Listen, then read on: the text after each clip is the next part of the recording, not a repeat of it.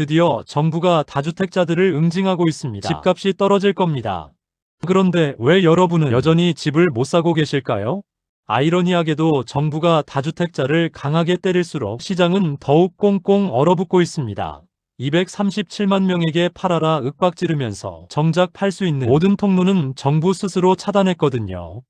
5월 9일. 이날은 기회의 날이 아닙니다. 학살의 날입니다.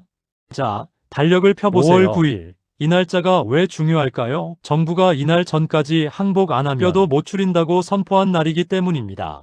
우리가 알던 부동산 공식이 있었죠. 선거 앞두면 봐준다.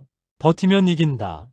근데 지금 이 공식들이 산산조각 나고 있습니다. 대통령이 이번에 말한 거 보셨습니까? 투기 목적으로 집 깔고 앉은 놈들. 왜 세금을 깎아주냐? 이건 정책 설명이 아닙니다. 계급 갈등을 조장하는 선동입니다. 여러분, 6월 지방선거가 코앞인데 왜 이렇게 밀어붙일까요? 뭔가 이상하지 않습니까? 대통령 입에서 나온 그 한마디. 투기 목적으로 집 깔고 앉은 놈들. 왜 세금을 깎아주냐? 이건 정책 설명이 아닙니다. 선전포고입니다. 정부는 단순히 세금을 더 걷겠다는 차원이 아니에요. 다주택자를 확실히 징벌하겠다는 명확한 의지 표명인 거죠.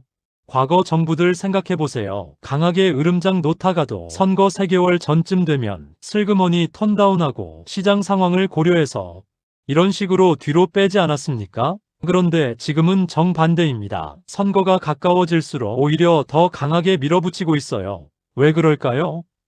두 가지 이유가 있습니다. 첫째, 표 계산이 이미 끝났기 때문입니다. 다주택자 150만 명 잃어도 상관없다는 겁니다. 오히려 무주택자 수백만 명의 박수갈채를 받으면 되니까요. 이건 정책이 아니라 포퓰리즘입니다. 소수를 희생양 삼아서 다수의 환호를 얻는 전형적인 정치쇼죠. 둘째, 이건 정부의 자존심 싸움이 되어버렸습니다. 우리가 시장을 이길 수 있다는 걸 보여줘야 하는 겁니다. 과거 정부들이 시장 앞에서 무릎 꿇었다면 이번에는 무조건 이겨야 한다는 강박에 사로잡혀 있어요. 그런데 여기서 문제가 뭔지 아십니까? 실효성은 뒷전이고 정치적 목적만 앞선다는 겁니다. 정말로 집값을 잡고 무주택자를 덮고 싶다면 공급을 늘리고 규제를 합리적으로 조정해야죠. 그런데 지금 하는 건 뭡니까? 일단 다주택자들 때려잡고 보자는 시기입니다. 5월 9일. 이 날짜는 이제 단순한 행정적 기한이 아닙니다. 정부가 우리 말 안 들으면 죽는다고 선포한 공포정치의 날입니다. 이 날짜 전까지 항복하고 물건 내놓지 않으면 뼈도 못 추리게 만들겠다. 이게 자유시장 경제를 표방하는 나라에서 나올 말입니까? 많은 분들이 설마 할 때 정부는 한다면 한다를 보여주고 있습니다.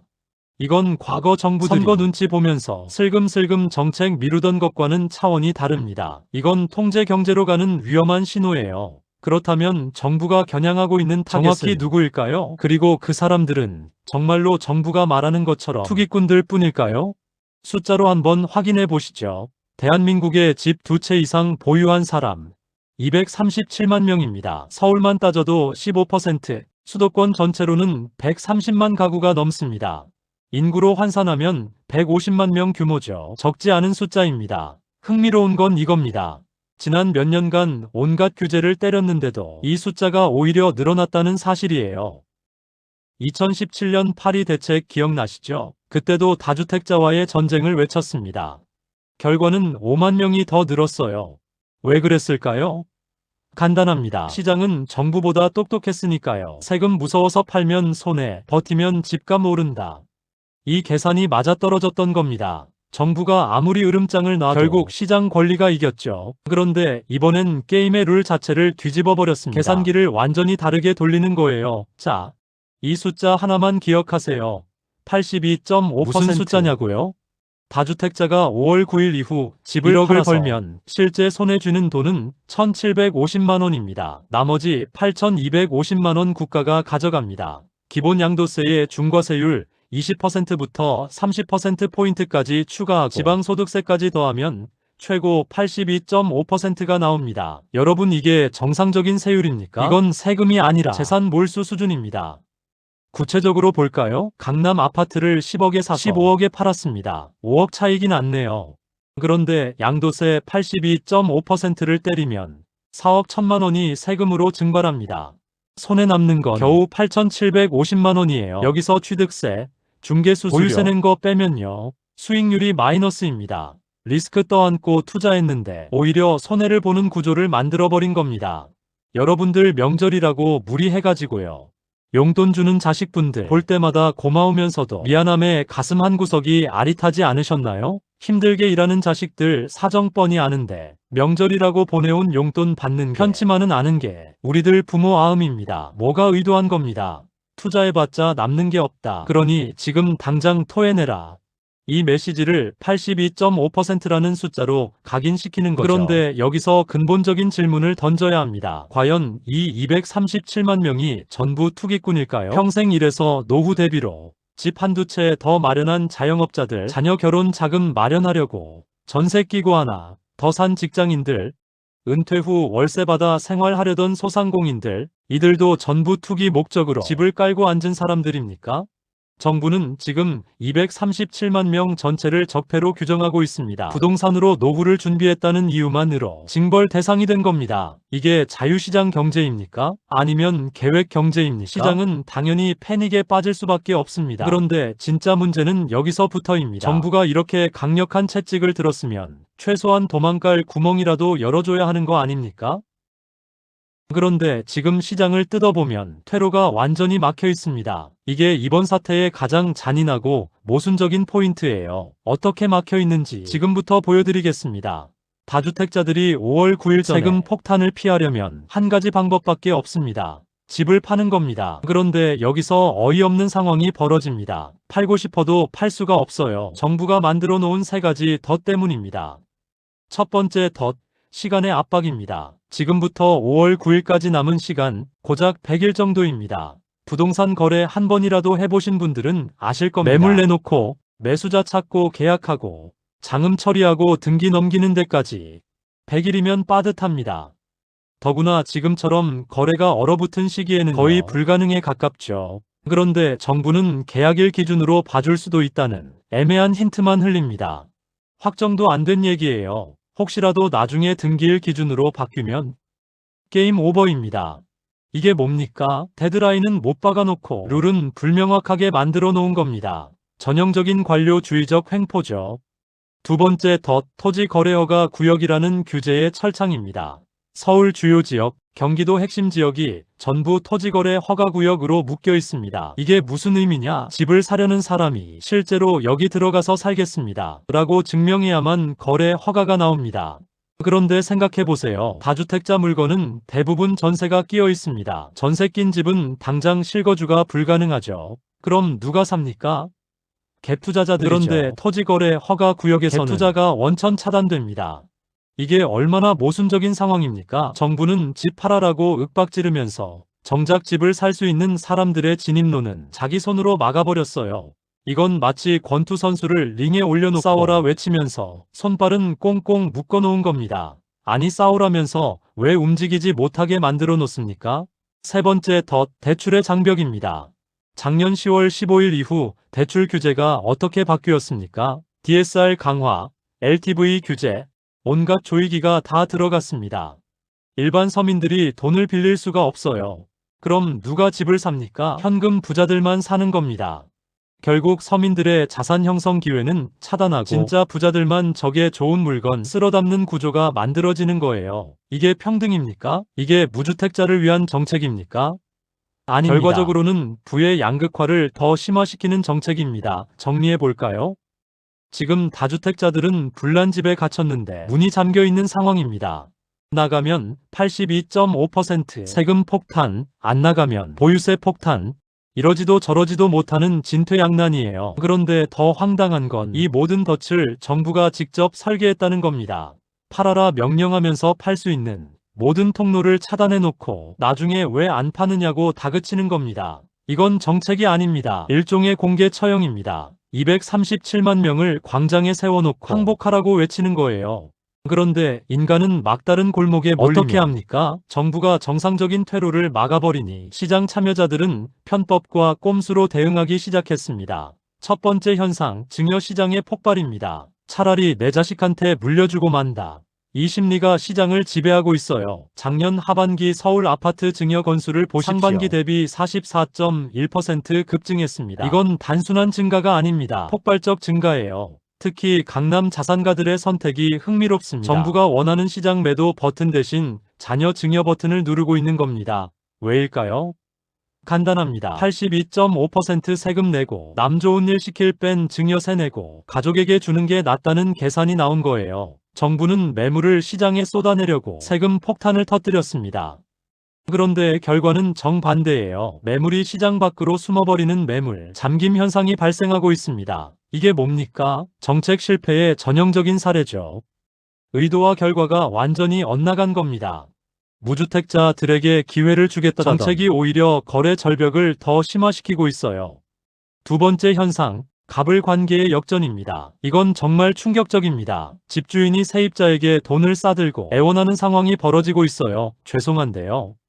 이사비 5천만 원 드릴 테니까 나가주시면 안 될까요? 심지어 6천만 원까지 부르는 경우도 있습니다. 임대차 계약 종료 확인서 그 종이 한 장 받으려고 집주인이 무릎 꿇는 겁니다. 과거에는 나가라 한마디면 끝이었죠. 지금은요. 제발 나가주세요 하면서 거액을 쥐어줘야 합니다. 권력관계가 완전히 뒤집혔어요. 세입자들도 바보가 아닙니다. 아, 저 지금 집주인 급하구나. 5월 9일 전에 처리 못하면 82.5% 세금 폭탄 맞는구나. 이 상황을 정확히 읽고 협상력을 극대화하고 있습니다. 이게 정상적인 시장입니까? 정부가 만들어 놓은 규제 위에서 벌어지는 시장의 총흙입니다. 자유로운 거래가 아니라 공포에 질린 집주인과 기회를 노리는 세입자 사이에 비정상적 흥정이 벌어지고 있는 거예요. 세 번째 현상, 패닉셀의 등장입니다. 강남 바닥에서 7억 원씩 깎아주는 급매물이 튀어나오고 있습니다. 더 떨어지기 전에, 세금 맞기 전에 지금이라도 손절하자. 이 공포 심리가 가격 저지선을 무너뜨리고 있어요. 그런데 이렇게 생각해보세요. 이 급매물을 누가 삽니까? 대출 막혔죠? 토지 거래어가 구역 묶여있죠. 결국 현금 부자들만 쓸어담는 겁니다. 서민들은 구경만 하고 있어요. 정부가 의도한 건 뭡니까? 다주택자 응징해서 무주택자에게 기회를 주겠다는 거 아니었습니까? 그런데 실제로는 부자들만 헐값에 좋은 물건 사들이는 기회가 되고 있습니다. 결론적으로 지금 무슨 일이 벌어지고 있습니까? 갭 투자의 시대는 끝났습니다. 맞습니다. 1억 벌어서 8천만 원 세금 내면 누가 투자합니까? 그런데 가수요가 빠진 시장에서 피해보는 건 누굽니까? 집 팔아야 하는 중산층 다주택자들입니다. 살 사람이 없으니 가격은 폭락하고 결국 손해보고 팔 수밖에 없는 거예요. 정부는 시장을 이겼다고 자축할지 모릅니다. 하지만 그 승리의 대가를 치르는 결국 서민들입니다.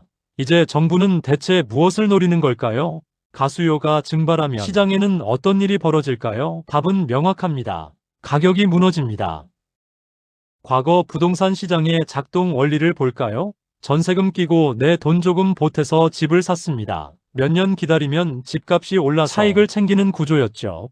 이게 바로 중산층의 자산 형성 사다리였습니다. 그런데 5월 9일 이후는요? 이 사다리가 완전히 철거됩니다. 계산해 보십시오. 갭 투자로 1억 벌었는데 세금으로 8천만 원 뜯깁니다. 손에 쥐는 돈 고작 2천만 원이에요. 여기서 취득세, 중개수수료, 집 대출이자 빼면요. 수익률 마이너스입니다. 리스크는 떠안고 손해만 보는 구조예요. 이게 정상적인 시장 경제입니까? 결국 갭 투자자들이 시장에서 완전히 사라집니다. 그런데 이 갭 투자자들이 누구였습니까? 대기업 회장들입니까? 아닙니다. 월급 모아서 내 집 마련하고 조금 더 노력해서 한 채 더 장만하려던 평범한 직장인들이었어요. 정부는 이들을 투기꾼이라는 프레임에 가둬버렸습니다. 그리고 중산층의 자산 형성 경로를 아예 차단해버린 겁니다. 가수요가 빠진다는 건 단순히 거래량 감소만을 의미하지 않습니다. 시장의 가격 지지대 자체가 무너진다는 뜻이에요. 이 정도 가격이면 누군가는 사겠지라는 믿음, 그 심리적 바닥선이 사라지는 겁니다. 특히 주목해야 할 곳이 강남입니다. 대한민국 부동산의 심장부 아닙니까? 그 강남에서 지금 균열이 시작됐어요. 고점 대비 15%, 심지어 30%까지 빠진 매물들이 조용히 거래되고 있습니다. 이게 시장의 정상적인 조정일까요? 집주인들의 멘탈이 무너진 패닉셀입니다. 세금 맞기 전에 지금이라도 팔자. 이 공포가 가격을 끌어내리고 있는 거예요. 그런데 여기서 더 심각한 문제가 있습니다. 같은 아파트, 같은 평수인데 누가 파느냐에 따라 가격이 천차만별로 갈립니다. 현금 흐름 여유 있고 버틸 수 있는 집주인은 버팁니다. 하지만 당장 보유세 낼 돈 없고 대출 이자 허덕이는 집주인은요? 선택의 여지가 없습니다. 5월 9일이라는 칼날이 목에 와 있으니까요. 결국 무슨 일이 벌어집니까? 돈 없는 집주인만 금매로 털리고 여유 있는 부자들은 그걸 헐값에 주워 담는 기현상이 발생하는 겁니다. 정부가 의도한 게 이겁니까? 부의 재분배 천만의 말씀입니다. 실제로는 중산층 자산을 상류층에게 이전시키는 역재분배가 일어나고 있어요. 자, 여기까지 상황을 정리해 볼까요? 정부의 메시지는 명확했습니다. 다주택자는 투기꾼이다 징벌하겠다.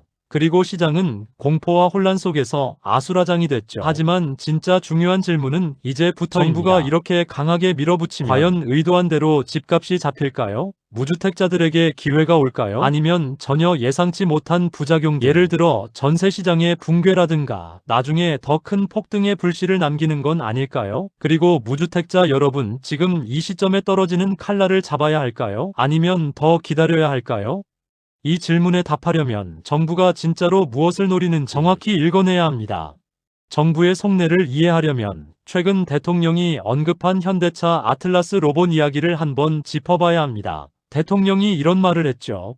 혁신은 저항을 부른다. 하지만 저항을 넘지 못하면 세상은 바뀌지 않는다. 공장에 로봇이 들어오면 노동자들은 반발합니다. 하지만 결국 기술 혁신이 승리했다는 논리예요. 그런데 이 비유를 부동산에 적용하는 순간 논리가 완전히 비틀립니다. 지금 정부는 다주택자를 도태시켜야 할 구시대의 산물로 규정하고 있는 겁니다. 마치 공장 자동화에 저항하는 노동자처럼 말이죠. 이게 맞는 비유입니까? 평생 일해서 집 몇 채 마련한 사람들이 기술 혁신을 방해하는 적폐 세력입니까? 이건 억지 프레임이에요. 자기들 정책을 정당화하기 위해 역사의 흐름이니 혁신이니 하는 거창한 말로 포장하고 있는 겁니다. 하지만 실체를 보면 뭡니까? 이건 정책이 아니라 이념 실험입니다. 문제는 실험 대상이 237만 가구의 생계라는 겁니다. 노후를 준비하던 자영업자, 자녀 학자금 마련하던 직장인, 월세로 생활비 충당하던 은퇴자들, 이들의 삶을 실험 도구로 쓰고 있는 거예요. 그런데 정책의 의도가 좋다고 해서 좋은 건 아닙니다. 제가 현장에서 보는 가장 큰 모순이 뭔지 아십니까? 정부는 집 팔아라 소리 지르는데 정작 팔 수 있는 통로는 자기 손으로 다 막아놨다는 겁니다. 토지거래 허가 구역 보십시오. 서울 주요 지역, 경기 핵심 지역 전부 묶었습니다. 실거주자 아니면 거래 허가 안 내줍니다. 다주택자가 팔려고 해도 전세 끼인 물건은 살 사람이 없어요. 갭 투자는 원천 차단됐으니까요. 이게 정상적인 정책입니까? 권투 선수를 링에 올려놓고 손발 묶어놓고는 왜 싸우지 않느냐 다그치는 꼴입니다. 제가 정책 이반자들에게 묻고 싶습니다. 정말로 5월 9일 전에 매물이 쏟아지길 원합니까? 그럼 한시적으로라 도 토지거래 허가 구역을 풀어줘야 합니다. 퇴로를 열어줘야 쥐라도 도망가는 법입니다. 문 잠가놓고 불 지르면 그건 다같이 죽자는 겁니다. 시장 참가자들을 살려주겠다는 게 아니라 죽이겠다는 의도로 밖에 안 보여요. 더 큰 문제는 이 정책의 부작용입니다. 무주택자에게 기회를 주겠다던 정책이 실제로는 현금 부자들만 금매를 쓸어 담는 기회가 되고 있습니다. 서민들은 대출도 막히고 토지거래 허가 구역에 발목 잡혀서 구경만 하고 있어요. 중산층 자산은 폭락하고 부자들은 헐값에 매집하고 이게 정부가 원한 결과입니까? 역재분배가 일어나고 있는 겁니다. 재미있는 건 목요일에 이 토지거래 허가 구역 위헌 여부를 다투는 헌법재판소 심리가 열립니다. 2월 초중순이면 결과가 나올 텐데 만약 위헌이다라는 판결이 나오면 어떻게 될까요? 정부의 칼날은 날카롭지만 헌재라는 또 다른 권력이 그 칼을 꺾을 수 있습니다. 이게 5월 9일 데드라인과 맞물리면 엄청난 변수가 됩니다. 시장은 또 한 번 대혼란에 빠질 거예요. 결국 이 싸움의 승자는 누가 될까요? 정부일까요? 아니면 시장일까요? 뜻밖의 변수가 판을 뒤집을까요? 하지만 누가 이기든 여러분에게 중요한 건 하나입니다. 바로 이 혼란 속에서 어떻게 살아남느냐는 거죠. 2026년 상반기 대한민국 부동산 시장 그야말로 전쟁터입니다. 이 전쟁에서 살아남는 법, 무주택자 여러분 지금 기회라고 생각하십니까? 반은 맞고 반은 틀렸습니다. 5월 9일 데드라인이 다가오면 패닉셀은 분명 나옵니다. 고점 대비 15에서 30% 빠진 매물들이요. 하지만 명심하세요. 네이버 부동산에 올라온 건 이미 늦었습니다. 진짜 금매는 부동산 사장님 수첩에서 조용히 거래됩니다. 발품 파십시오. 음료수 한 잔 들고 동네 부동산 놀면서 관계 맺으세요. 그게 기회를 잡는 유일한 방법입니다. 다주택자 여러분은요. 선택지는 두 개뿐입니다.